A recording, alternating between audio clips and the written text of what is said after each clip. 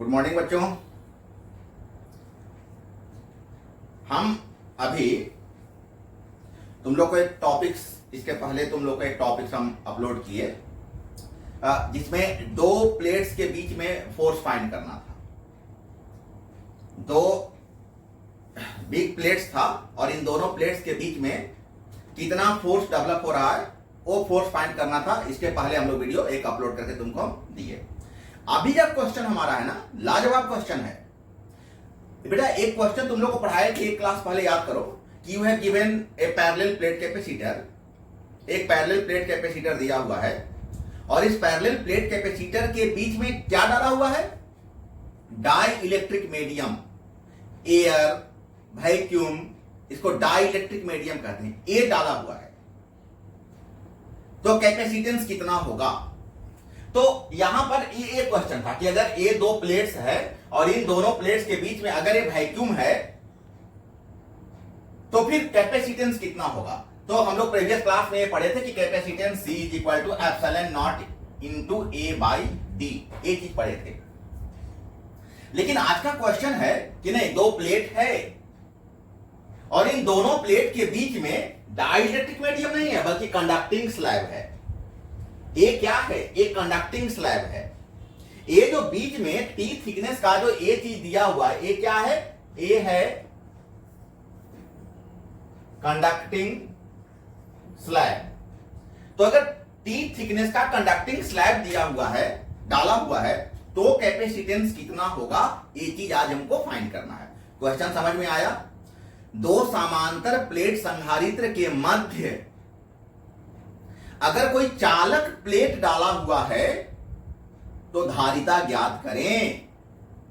अगर to parallel plates के बीच में अगर कंडक्टिंग स्लैब इनपुट किया हुआ है तो बताओ कैपेसिटेंस कितना होगा?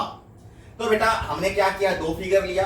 एक फिगर तुमको प्रीवियस क्लास याद कराने के लिए दिए कि अगर दो प्लेट है, प्लस और माइनस दो अगर प्लेट है और दोनों प्लेट के बीच का डिस्टेंस d है, इनका डेंसिटी E है, इलेक्ट्रिक फील्ड अगर E नोट है और इसके बीच में अगर डाई इलेक्ट्रिक मीडियम है तो C not is equal to epsilon not A by D। ये चीज हम लोग प्रीवियस क्लास में पढ़ चुके थे। A क्या था? एरिया ऑफ ईच प्लेट, और D क्या है? Distance between the plates. A क्या है? एरिया ऑफ प्लेट, और D क्या है? Distance between the plates. लेकिन आज हम T थिकनेस का हम एक कंडक्टिंग स्लैब अंदर में डाल दिए हैं। एक T थिकनेस का एक हम कंडक्टिंग स्लैब अंदर में डाल दिए हैं। तो अब बता दो कि then D minus T region of thickness for electric field. बेटा क्या हम बोल रहे हैं? हम बोल रहे हैं कि ये दोनों प्लेट्स के बीच में डिस्टेंस कितना है? टोटल D है। लेकिन इसमें तुम क्या किए हो? T थिकनेस का एक स्लैब डाल दिए हो। तो जितना दूर में तुम स्लैब डाल दिए हो वो जगह तो घिर गया ना। अरे बेटा बाय द वे इतना जगह है और इसके बहुत सारे हिस्से में तुम कंडक्टिंग स्लैब को डाल दिए हो, तो जितना हिस्सा में तुम कंडक्टिंग स्लैब को डाल दिए उतना हिस्सा तो घिर गया। अब बाकी का रेस्ट एरिया कितना बचा, रेस्ट रीजन कितना बचा, वो बात यहां पर लिखा हुआ है कि D minus T region of thickness for electric field.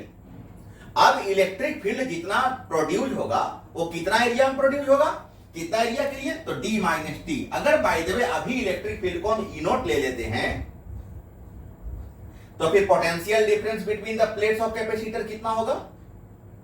उस कैपेसिटर के प्लेट्स के बीच में पोटेंशियल डिफरेंस क्या होता है? Potential difference equal to electric field into distance. हम आप लोग को फॉर्मूला बताए थे ना, E is equal to dV by dr। तो dV is equal to E into dr। Potential is equal to electric field into distance. Potential is equal to electric field into distance. Electric field कितना consider किए हो? E note, और distance कितना बच रहा है? D minus T। यहां तक उम्मीद करें तुम लोग को समझ में आ गया।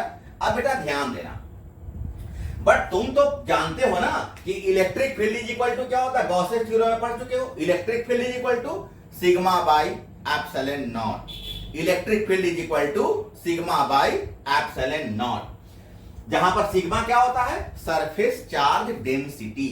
सिग्मा क्या होता है? सिग्मा होता है सरफेस चार्ज डेंसिटी। अगर इस वैल्यू को अगर तुम यहां पुट कर दो तो क्या हो जाएगा? V is equal to E not के बदले हो जाएगा सिग्मा बाई एप्सिलॉन नॉट, और d माइनस टी जैसे होगा वैसे d माइनस टी रह जाएगा। मतलब अभी तुम्हारे पास हो गया V is equal to sigma by epsilon not into D minus T. बेटा ध्यान दो, अगर by the way magnitude of charge Q है प्रत्येक प्लेट पर, इस प्लेट पर भी Q है और इस प्लेट पर भी Q है, दोनों प्लेट्स पर, इस प्लेट पर भी Q है उस प्लेट पर भी Q है, अगर दोनों प्लेट पर जो चार्ज रखा हुआ है वो उसका मैग्नीट्यूड अगर Q लेते हो तो क्या तुम कह सकते हो कि density is equal to charge by area, sigma is equal to Q by A। अब इस वैल्यू को, अब इस सिग्मा को हम क्या करेंगे? यहां पर पुट करेंगे।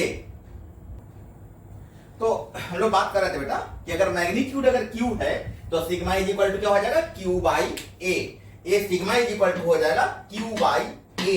अब इस सिग्मा का वैल्यू अगर यहां पर पुट कर दिया जाए, गौर कीजिएगा ठीक से बेटा, इस सिग्मा का वैल्यू अगर यहां पर पुट कर दिया जाए तो Q बाई A हो जाएगा ना, मीन्स हो जाएगा Q by A epsilon not D minus T।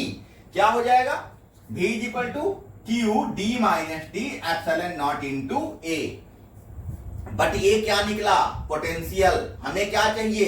Capacitance. तो क्या हो जाएगा? Capacitance is equal to charge by potential. Capacitance is equal to charge by potential. Charge कितना? Q, और पोटेंशियल का वैल्यू कितना है बेटा? Q into D minus T upon epsilon not into A। Q cancel हो जाएगा, एप्सिलॉन नॉट इंटू A ऊपर चला जाएगा, इसका मतलब C is equal to epsilon not A upon D minus T. ये हुआ आपका आंसर। मतलब A कैपेसिटेंस कब आया? A कैपेसिटेंस आया जब दो प्लेट के बीच में आप कंडक्टिंग स्लैब डाल दिए हो। बेटा ध्यान दो, जब स्लैब नहीं डाला हुआ था तो इक्वेशन 1 में कितना C आया था? Epsilon not A by D. जब स्लैब डाल दिए तो क्या रहा है? Epsilon not A by D minus T. कोई बड़ा बात नहीं है, याद रखना। क्यों डी माइनस टी आया? क्योंकि टी मोटाई का, टी थिकनेस का हम उसमें स्लैब डाल दिए हैं। तो अब जो डिस्टेंस पूरा दोनों प्लेट्स के बीच में बन रहा था इलेक्ट्रिक फील्ड के लिए, अब उसमें तो हम टी थिकनेस को क्या किए हैं? भर दिए हैं। तो अब कितना डिस्टेंस बचा? अब डिस्टेंस बच गया डी माइनस टी, इसलिए आया डी माइनस टी।